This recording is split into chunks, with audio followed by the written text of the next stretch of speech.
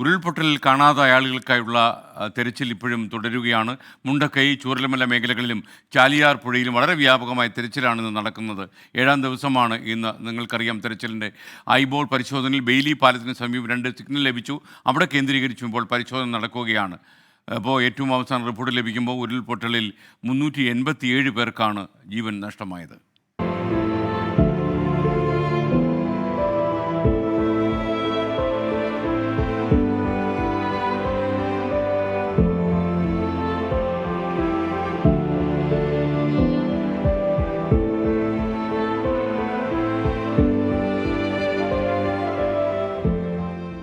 മഴ മാറി നിന്ന 7ാം ദിനം രാവിലെ 7 മണിക്ക് തന്നെ തിരച്ചിൽ തുടങ്ങി.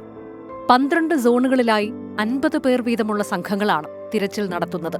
ഐബോട്ട് പരിശോധനയിൽ ബെയിലി പാലത്തിന് സമീപം ലഭിച്ച 2 സിഗ്നലുകൾ മനുഷ്യ ശരീരത്തിന്റേതാകാമെന്ന് സംശയമുണ്ട്. തിരച്ചിലിനായി കടാവർ നായ്ക്കളും രംഗത്തുണ്ട്. ദുരിതബാധിതർക്കായുള്ള പുനരധിവാസം സമഗ്ര ഫാമിലി പാക്കേജായി നടപ്പാക്കണമെന്ന് പ്രതിപക്ഷ നേതാവ് വി ഡി സതീശൻ ആവശ്യപ്പെട്ടു. ഈ പുനരധിവാസം എന്ന് പറയുന്നത് സമഗ്രമായൊരു ഫാമിലി പാക്കേജാക്കി ചെയ്താൽ മാത്രമാണ് അത് ഫലപ്രദമാകുന്നത്. ഇനി ദുരന്തങ്ങൾ ഉണ്ടാകാതെ നോക്കേണ്ടതിൻ്റെ ഉത്തരവാദിത്തം കൂടി ഗവൺമെന്റിനും നമുക്കെല്ലാവർക്കും ഉണ്ട്. അതുകൊണ്ട് ഏറ്റവും ആധുനികമായ സങ്കേതങ്ങൾ ഉപയോഗിച്ചുകൊണ്ട് ഈ പ്രോൺ ഏരിയ മാപ്പിംഗ്, ലാൻഡ് സ്ലൈഡിന് സാധ്യതയുള്ള പ്രോൺ ഏരിയ മാപ്പിംഗ് നടത്തണം. തിരിച്ചറിയാത്ത മുഴുവൻ മൃതദേഹവും ഇന്ന് സംസ്കരിക്കുമെന്ന് മന്ത്രി കെ രാജൻ 24നോട് പറഞ്ഞു.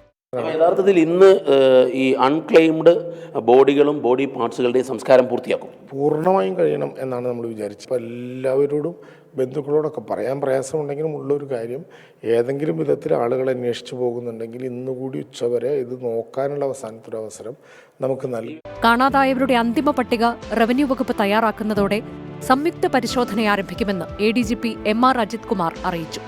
ചാലിയാറിൽ ഹെലികോപ്റ്റർ പരിശോധന തുടരുമെന്നും MR അജിത് കുമാർ പറഞ്ഞു. അതായത് ഇതിന്റെ ഒരു മാക്സിമം ഇത് നമ്മൾ ടാലി ചെയ്ത് തീരുന്നത് വരെ ഇന്നും കണ്ടിന്യൂ ചെയ്യുന്നുണ്ട്. ഇന്നലെയും ബോഡി കിട്ടിയിട്ടുണ്ട്, ഇന്നലെയും ബോഡി പാർട്സ് കിട്ടിയിട്ടുണ്ട്.